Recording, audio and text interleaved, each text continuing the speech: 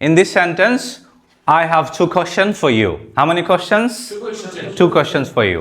Number one, there is an error in this sentence. You have to find that error. And what's the meaning of this sentence? Got it? যারা অনলাইনে আমরা দেখতেছি তারা হচ্ছে এই ভিডিওটা পোজ করে এইখানে একটা এরর আছে ওটা খুঁজে বের করব এবং মিনিংটা লেখার চেষ্টা করব। মিনিংটা লেখার চেষ্টা করে লিখতে সফল হলে তখন আমরা ভিডিওটা আবার প্লে করব। তো ঠিক আছে, আমরা যারা পেয়েছি কংগ্রেচুলেশন, যারা পাইনি তাদেরকে কংগ্রেচুলেশন, কারণ আমরা এখন বুঝবো। ঠিক আছে, এই জিনিসটা আসলে কি টপিক পড়তেছি আমরা? রাইট ফর্ম অফ ভার্ব পড়তেছি। কি পড়তেছি? Right form of verb. Right form of verb এমন স্টাইলে পড়বো যে আমরা বড় বড় বাক্য কিভাবে তৈরি হয় সেটা বুঝবো, পাশাপাশি ওই বাক্যের মিনিংটা কীরকম হয় তৃপ্তি সহ সেই মিনিংটা বুঝবো, এবং পাশাপাশি ওই রকম সেন্টেন্স আরও কয়েকটা আমরা নিজেরা তৈরি করব। এটা হচ্ছে আমাদের মূল উদ্দেশ্য। বুঝতে পেরেছি? আচ্ছা, তাহলে এখন আমরা এখানে দেখি যে বাক্যের ভুলটা কোথায়। বাক্যের ভুলটা বোঝার আগে আমরা এই যে এখানে বি ইজ দেখতেছি না, ইজ। আচ্ছা, ইজ কোন ভার্ব বলেন তো? ইজ একটা be verb, to be more specific, right? To be ভার্বের মধ্যে কি কি আছে? Very good. Am, is, are, was, were, be, been, being. আচ্ছা, এইগুলোকে কি বলা হয় জানি? Be verb. মনে রাখতে হবে মানে এইটা একদম খুব ভালো করে মনোযোগ দিয়ে খুব শক্তভাবে নিজেকে বোঝাইতে হবে যে এটা আমাকে কোনোদিন ভোলা যাবে না এখন যে কথাগুলো শুনতে যাচ্ছি। ঠিক আছে, এবার খেয়াল করেন আমি যে কথাগুলো বলতে যাচ্ছি এক সেকেন্ডের জন্য মনোযোগ যেন কি না হয়, ব্রেক না হয়। ওকে, তো এইগুলো হচ্ছে বি ভার্ব।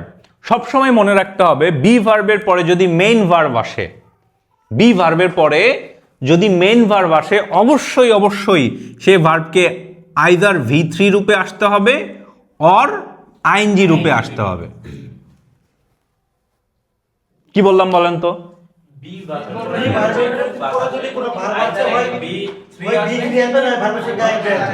এক্স্যাক্টলি, বি ভার্বের পরে যদি কোনো ভার্ব আসে অবশ্যই তাকে V3 রূপে আসতে হবে,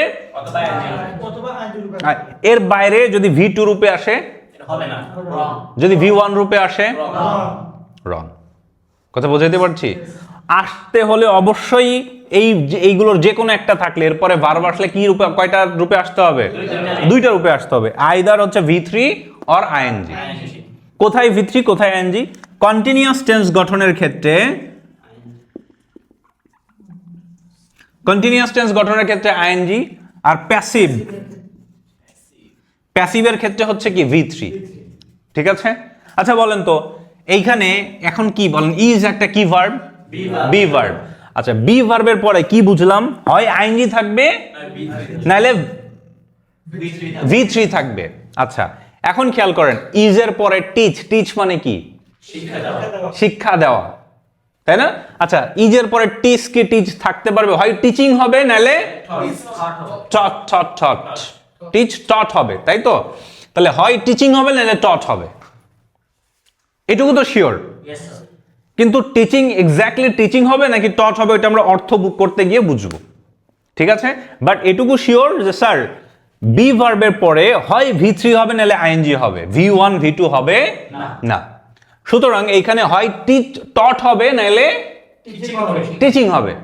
কথা বোঝাতে পারছি? তাহলে এখন চলেন আমরা এটাকে একটু বিশ্লেষণ করি।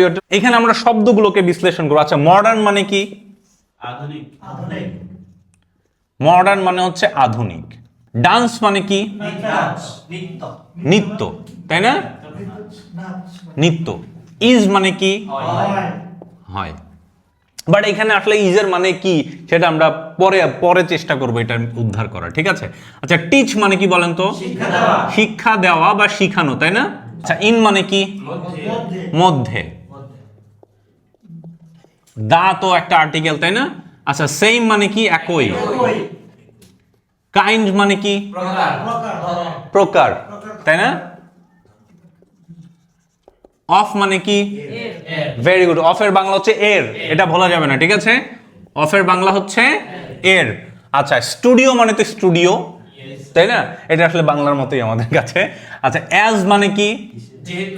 যেহেতু, ভেরি গুড, যেহেতু। আর ব্যালেট জিনিসটা কি জানি না। হ্যাঁ এক্স্যাক্টলি, ব্যালেট হচ্ছে একটা নাচ, নাচের একটা নাম হচ্ছে কি ব্যালেট, এটা একটা নাচের নাম, ঠিক আছে, যেখানে কোনো কথা থাকে না, শুধু সুরের তালে তালে কি করে নাচে। আমরা আসলে সিঙ্গেল সিঙ্গেল শব্দের অর্থ দেখলাম, এখন চলেন আমরা ফ্রেজ আকারে অর্থগুলো কিরকম হয় দেখি, ঠিক আছে। মডার্ন ডান্স মানে কি, আধুনিক আধুনিক ডান্স ধরেন, হ্যাঁ আধুনিক ডান্স। আচ্ছা এবার খেয়াল করেন, ইজ এর পরে কি হবে, হয় আইএনজি নাইলে ভি3। আচ্ছা দেখেন, ইজ আইএনজি দিলাম, হ্যাঁ TACHING, ইজ টিচিং। আচ্ছা তার আগে বলেন তো, হি ইজ ইটিং, এটা বাংলা কি, সে খাচ্ছে, ভেরি গুড। তাহলে সে বলতে সে তো নিজেই খাচ্ছে, তাই না, হি ইজ ইটিং। আচ্ছা বলেন তো, হি ইজ প্লেইং, এটার বাংলা কি, সে খেলছে। আচ্ছা বলেন তো, শি ইজ টিচিং এর বাংলা কি, শি ইজ টিচিং এর বাংলা কি, সে শিক্ষা দিচ্ছে। আচ্ছা এখন এই যে শি এর জায়গায় মডার্ন ডান্স বসান, মডার্ন ডান্স ইজ টিচিং মানে কি, মডার্ন মানে আধুনিক নাচ শিক্ষা দিচ্ছে, এটা কি সম্ভব, এটা কি অর্থের সাথে যায়, আধুনিক নাচ শিক্ষা দিচ্ছে। আধুনিক নাচ কি কাউকে শিক্ষা দিতে পারে, রাদার আধুনিক নাচ শিখানো হয়, তাই না। এই যে শিক্ষা দিচ্ছে, তার মানে আইএনজি বসালে হচ্ছে না, কন্টিনিউয়াস টেন্সে যাচ্ছে না, তাহলে আর একটাই অপশন আছে, অপশনটা কি, ভি3 মানে প্যাসিভ, ভেরি গুড। আর প্যাসিভ যখন হবে তখন কি টিচিং হবে নাকি টট হবে, বলেন তো, টট, টট। আচ্ছা বলেন তো, টট হলে ইজ টট, তাহলে টিচ মানে কি, শিক্ষা দেওয়ার। যখন ইজ টট হবে তখন লিখতে হবে শিখানো হয়, কি লিখতে হবে, শেখানো হয়। এবার দেখেন, মডার্ন ডান্স আধুনিক ডান্স মানে আধুনিক নৃত্য, ইজ টট শেখানো হয়। আচ্ছা কিভাবে শেখানো হয় চলেন দেখি, in the same kind of studio, in the same kind of studio, ভালো করে মাথায় রাখেন, এই যে সেম কাইন্ড অফ স্টুডিও মানে একই ধরনের স্টুডিওতে, একই ধরনের স্টুডিওতে, ঠিক আছে। তাহলে বলেন তো, in the same kind of classroom, in the same kind of building, clear, in the same kind of office, একই ধরনের, তাহলে সেম কাইন্ড অফ মানে কি, একই ধরনের, same kind of, same kind of, এটা বেশি অফ, হ্যাঁ সেম কাইন্ড অফ, একই ধরনের, সেম কাইন্ড অফ স্টুডিও, একই ধরনের স্টুডিওতে, ক্লিয়ার। তাহলে একই ধরনের ক্লাসরুমে, in the same kind of classroom, ঠিক আছে। আচ্ছা এবার তাহলে দেখেন তো, আধুনিক ডান্স শেখানো হয় একই ধরনের স্টুডিওতে, তাই না, অ্যাজ ব্যালেট। তাহলে অ্যাজ ব্যালেট মানে কি, তাহলে এখানে অ্যাজ এর মানে যেহেতু না মতো, মতো, ঠিক আছে। তাহলে অ্যাজ এর মানে সবসময় যেহেতু হবে না, অ্যাজ এর মানে কখনো যেহেতু হতে পারে, কখনো যখন হতে পারে, কখনো মতো হতে পারে, ঠিক আছে। তাহলে ব্যালেটের মতো একই ধরনের স্টুডিওতে শেখানো হয় আধুনিক নাচ, এটা হচ্ছে এটার বাংলা।